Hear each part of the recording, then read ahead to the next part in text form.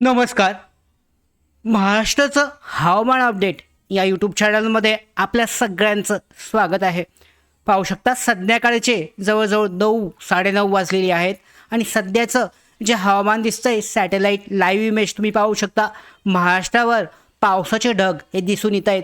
कमी दाबाचा पट्टा जो आपण सांगितला होता या महिन्याच्या सुरुवातीला आपण बोललो होतो की कमी दाबाचा पट्टा हा सक्रिय होत आहे. तर महाराष्ट्रावर ते ढग जे आहे केरळपासून या भागापासून महाराष्ट्राच्या मध्य महाराष्ट्रापर्यंत हे पसरलेले दिसत आहेत.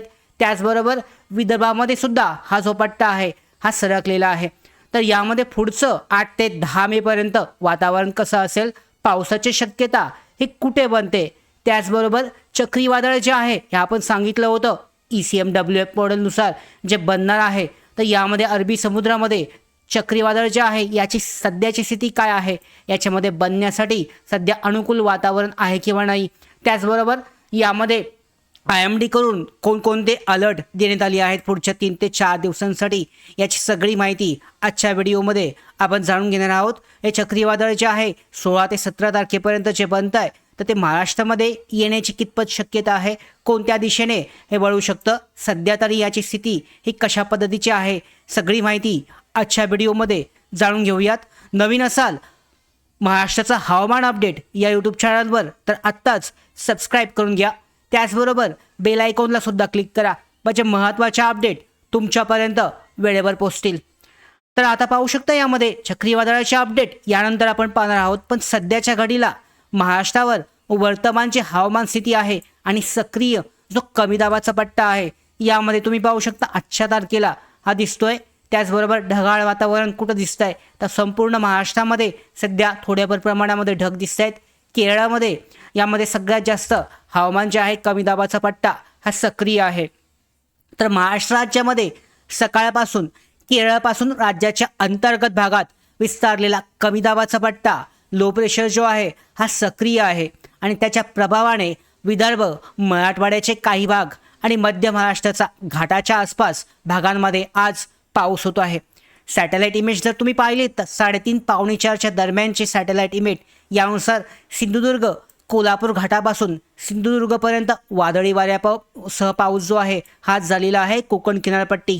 त्याचबरोबर रत्नागिरी, लावस, सातारा घाट, महाड, भूर, पुणे घाट ते रायगड, ठाणे, पालघर यामध्ये सुद्धा पावसाची शक्यता आज झालेली आहे, पाऊस झालेला आहे. त्याचबरोबर नागपूर, भंडारा, चंद्रपूर, गडचिरोली, यवतमाळ, अमरावती, सोलापूर, धाराशिव, दक्षिण लातूर, नांदेड आहे दक्षिण बऱ्यापैकी पाऊस झाला आहे. छत्रपती संभाजीनगर, जालना, बुलढाणा, नाशिक पूर्व, नंदुरबार, धुळे या ठिकाणी सुद्धा पाऊस झालेला आहे. त्याचबरोबर मुंबईपर्यंत ढगाळ वातावरण किंवा धुळीची वादळं पोहोचू शकतात, पण विशेष पाऊस जो आहे हा मुंबईमध्ये सध्या आता तरी होणार नाही आहे. सध्याचं प्रिस्क्रिप्शन लेवल जर तुम्ही पाहिलीत यामध्ये तशी दर्शवते. तर यामध्ये आपण शेवटीला चक्रीवादळाची स्थिती सुद्धा जाणून घेऊयात. GFS काय दाखवत आहे, ECMWF काय दाखवत आहे. सध्या जो कमी दाबाचा पट्टा आपण म्हटलेला आहे लो प्रेशर हा श्रीलंका जवळील चक्रकार्य म्हणजे चक्रीकारचे कमी दाबाचा पट्टा आहे हा सध्या तयार झालेला आहे. श्रीलंकेच्या आसपास हा सायक्लॉनिक सर्क्युलेशन जे आहे चक्रीय जे यामध्ये कमी दाबाचा पट्टा आहे सर्क्युलेशन हे दिसत आहे आणि ज्यापासून लवकरच कमी दाबाचं क्षेत्र विकसित होईल म्हणजे कमी दाबाचा पट्टा हा 100% तयार होणार आहे. श्रीलंकेच्या आसपास या भागामध्ये तो तयार होतोय. सध्या या भागामध्ये पावसाचं प्रमाण सुद्धा हे वाढीस लागणार आहे आणि पुढे कमी दाबाचा पट्टा जास्त मोठ्या प्रमाणामध्ये हा विकसित होणार आहे. अशा पद्धतीची ही स्थिती आहे. यामध्ये मॉडेलमध्ये काय निश्चितता आहे तर तामिळनाडू किनारा या भागामध्ये मॉडेल दर्शवत आहे उत्तर पूर्वेकडे संभाव्य दिशा. त्याचबरोबर काही भागामध्ये असं दाखवतं आहे की अरबी समुद्रामध्ये तीव्र होऊन हे पश्चिमेकडे सुद्धा जाऊ शकतं.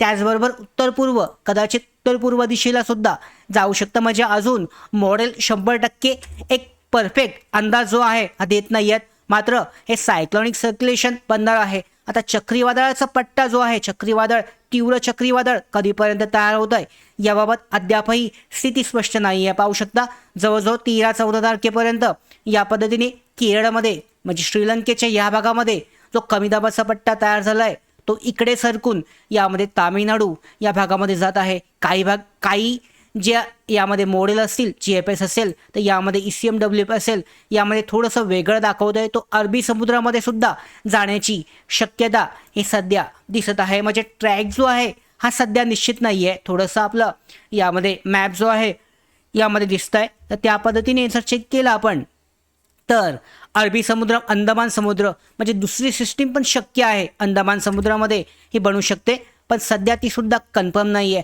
पण एक कमी दाबाचा पट्टा हा बनणार आहे. सध्या तरी हवामान विभागाने अद्याप चक्रीवादळाची दिशा किंवा तीव्रतेबाबत अपडेट दिली नाही आहेत. मात्र येत्या 2 ते 3 दिवसांमध्ये चक्रीवादळाच्या तीव्रतेबाबत आणि त्याच्या दिशेबाबत अपडेट येईल. राज्याच्या दक्षिण भाग आणि दक्षिण भारतामध्ये मात्र 100% पाऊस वाढणार आहे.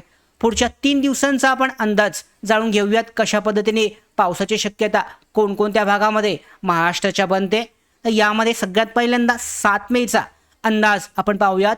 आज रात्री 7 मेचा अंदाज सर्वाधिक शक्यता आहे सिंधुदुर्ग, बेळगाव काही भाग आहे, रत्नागिरी, सातारा, रायगड, पुणे घाट, ठाणे, पालघर पूर्व या भागामध्ये आज रात्री, सोलापूर त्याचबरोबर धाराशिव, दक्षिण लातूर काही भाग, सांगली आणि दक्षिण या भागामध्ये, नागपूर, वर्धा, भंडारा, गोंदिया, गडचिरोली, चंद्रपूर, यवतमाळ या काही भागांमध्ये आज रात्री पाऊस होऊ शकतो. यामध्ये सावंतवाडी, दौडामार्ग, कणकवली, महाड, महाबळेश्वर, खेड, पोलापूर त्याचबरोबर शहापूर, मुरबाड, कर्जत, चंद्रपूर, नागपूर, भंडारा, गोंदिया, सांगली, मिरज या भागामध्ये आज रात्री पाऊस होण्याची शक्यता आहे. मराठवाड्यामध्ये सुद्धा ढग जे आहे हे कमी होतील. 8 मेचा उद्याचा अंदाज सुद्धा आपण जाणून घेऊयात. तर यामध्ये 8 मेचा अंदाज कसा असेल तर 8 मे रोजी उद्या मेघगर्जना आणि पाऊस असेल. कुठे असेल? अमरावती, अकोला, वाशिम, यवतमाळ, वर्धा आणि नागपूर आहे, भंडारा, गोंदिया, गडचिरोली, चंद्रपूर, नांदेड, लातूर आहे, धाराशिव, सोलापूर आणि सांगली. मध्यम आणि जोरदार स्वरूपाचा पाऊस कोल्हापूर घाट, बेळगाव, सिंधुदुर्ग, रत्नागिरी, रायगड, पुणे, सातारा घाट या भागामध्ये. त्याचबरोबर हलका आणि स्थानिक पाऊस जो आहे ठाणे, पालघर, मुंबई, नाशिक, धुळे, नंदुरबार, जळगाव, बुलढाणा, परभणी, हिंगोली, बीड, अहिल्यानगर, छत्रपती संभाजीनगर, पुणे, सातारा पूर्व या भागामध्ये हलका पाऊस होऊ शकतो. 9 मेला कसं असेल वातावरण तर अनुकूल वातावरण बनत आहे नागपूरसाठी, भंडारा, गोंदियासाठी, वर्धा, चंद्रपूर, गडचिरोली, यवतमाळ, नांदेड, लातूर आहे, धाराशिव, सोलापूर, सांगली, सातारा, रत्नागिरी, सिंधुदुर्ग आहे, कोल्हापूर, बेळगाव, कर्नाटक, तेलंगणा या भागामध्ये पावसाची शक्यता बनते. स्थानिक पाऊस जर आपण पाहिला तर पालघर, ठाणे, रायगड, पुणे, सातारा, नाशिक, छत्रपती संभाजीनगर या भागामध्ये. त्याच्यानंतर 10 मेला थोडाफार स्थानिक जो आहे चंद्रपूर, गडचिरोली, कोल्हापूर, बेळगाव, सातारा, सांगली, कोल्हापूर काही भागामध्ये, त्याचबरोबर भंडारा, गोंदिया, नागपूर, चंद्रपूर काही भागामध्ये आणि नांदेड, लातूर, धाराशिव, सोलापूर काही भागामध्ये पाऊस हा पडू शकतो. अशा पद्धतीची एक 3 ते 4 दिवसाची स्थिती असेल. आता जर आपण पाहिलं चक्रीवादळाचे दाखवत होतं अरबी समुद्रामध्ये, तर थोडीशी स्थिती आता बदललेली आहे. GFS मॉडेल आणि ECMWF मॉडेल सध्या एकच गोष्ट दाखवायला लागली, ती म्हणजे यामध्ये बंगालच्या उपसागरामध्ये खालच्या पट्ट्यामध्ये श्रीलंकेच्या जवळ चक्रीवादळाचा कमी दाबाचा पट्टा हा तयार होतो. ECMWF सुद्धा आता तेच दाखवत आहे. मात्र हा पट्टा सध्या कुठे जाईल हे मात्र निश्चित नाही आहे. हा अरबी समुद्रामध्ये सुद्धा या भागामधून सरकून येऊ शकतो किंवा पुढे तामिळनाडू, पश्चिम बंगाल किंवा बांगलादेश सीमेकडे सुद्धा जाण्याची शक्यता आहे.